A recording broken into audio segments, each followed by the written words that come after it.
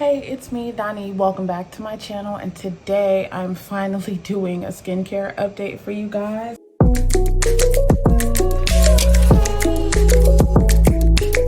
On The Ordinary. If you care, I'll go ahead and show you the things that I have been using from The Ordinary. I'll say that I've been using them at this point for the last two and a half weeks. I did post a video of me using all of the items, and I have to say that since that time I have stuck to a routine. Just to be clear, I have been using the Ordinary toner since the start of the year. This is tried and true for me at this point. Around two and a half weeks ago, I decided to incorporate more Ordinary products because I had seen some positive change using the Ordinary sporadically in the past.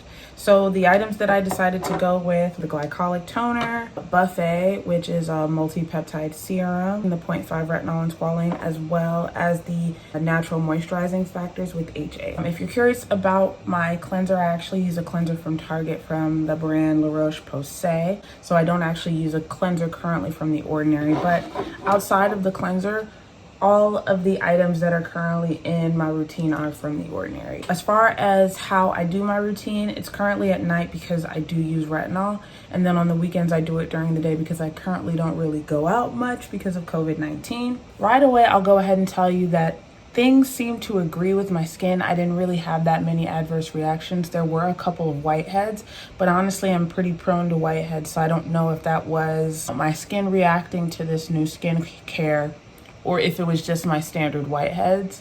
I have been dealing with acne still, and if I bring you guys into my face, as you can see right now, I have a zit that's kind of going through its life cycle and a couple other little things here and there. I think what's most noticeable as far as improvement is the fact that I feel like my skin just overall looks a lot tighter.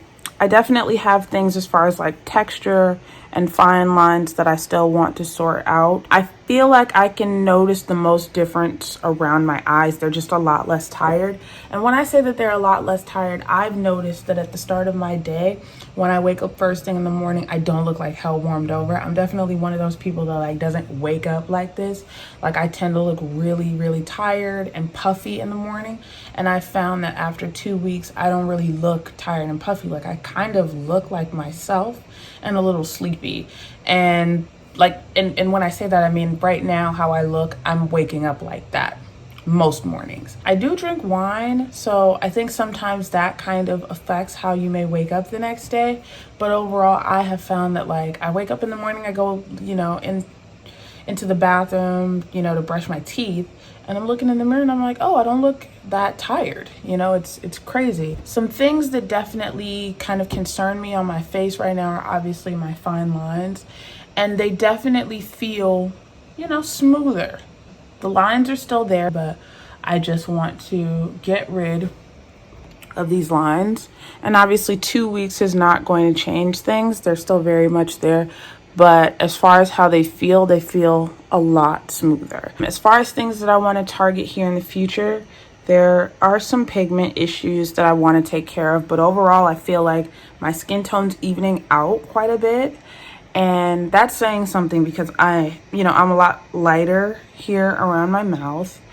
I can only imagine if I waxed my lips. I mean, I do have a little hair that I could probably see about. I want to just get to the point where things are a lot more even. So around my eye, there's still, some things that I want to target.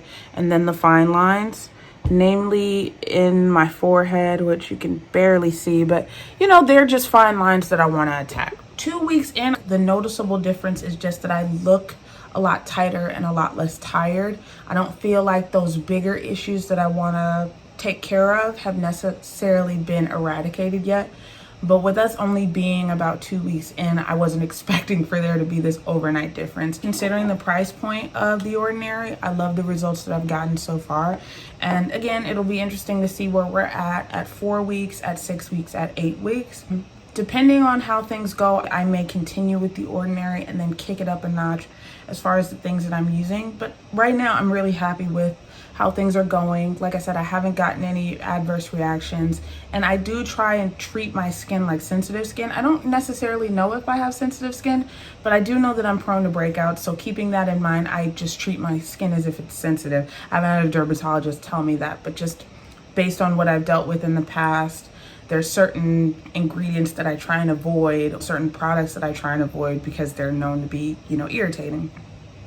Overall though, I'll say that price-wise, I love The Ordinary. I've used high-end skincare before, and there's stuff on the market that's just mind-blowingly amazing. As y'all know, I'm still kind of on the hunt for a holy grail vitamin C ferrilic serum for a while that I'm considering incorporating into this current routine. I've had really good results with the SkinCeuticals vitamin C ferrilic acid serum, but it is crazy expensive. If I'm not mistaken, it's $166 for a bottle about this size.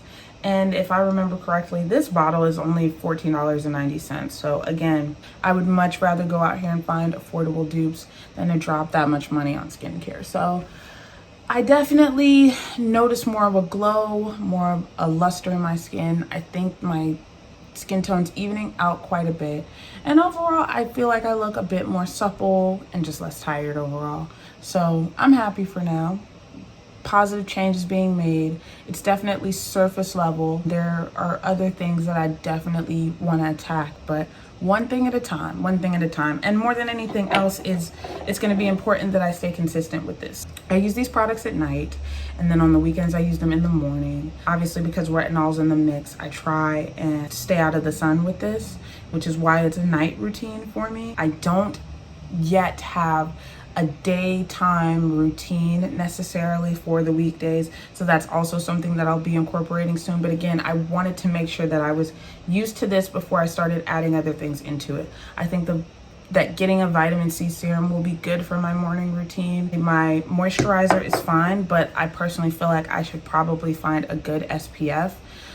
I don't know if I will necessarily use an SPF from The Ordinary because I've tried Bolden Skincare before, which is a Black-owned brand, and their SPF is amazing. So I may, like I said, incorporate other brands in my morning routine. I just don't really know yet. So yeah, if you guys like this video, you want to stay updated on my skincare routine, subscribe, and definitely check out my first impressions video and my other skincare videos. I'll try and leave something linked here for you guys to check out. And until next video, peace.